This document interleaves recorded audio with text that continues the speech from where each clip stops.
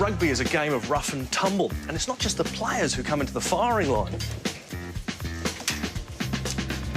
Now, this sporting treasure has really seen its fair share of the knocks, but so has this blue safety helmet. So the question is, how are they connected?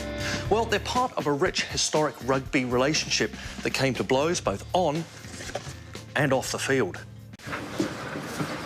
In the years following the tour, the relationship between South Africa and New Zealand was tested beyond the goalposts. South Africa's law of apartheid meant that no black African could play for the Springboks until 1992. Nor could any Māori play for the All Blacks touring in South Africa until 1970, and then only as an honorary white. Despite all the racial controversy, the Springboks continued to tour New Zealand, much to the opposition of some Kiwis.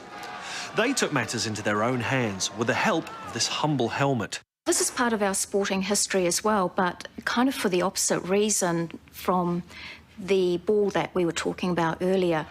This belonged to John Minto, and he was a member of HART.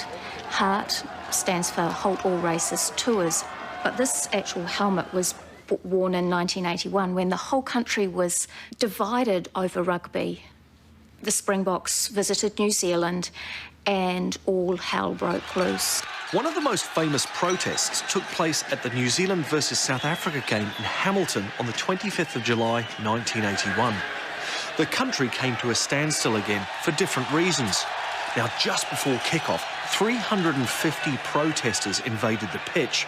While the police were busy trying to clear the field, there was trouble brewing in the stands.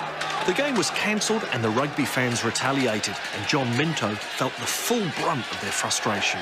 John was chased by some really angry rugby supporters into a house and he was basically attacked. So, fearing for her boyfriend's well-being, his girlfriend went out and purchased this pretty basic bike helmet for him. And apparently it was very effective. He got a few whacks, but the helmet kept him safe. So the helmet's become an emblem of our protest? Yeah, you could say that, actually. Yeah, and John wearing it with his distinctive overalls is very iconic of the protest movement.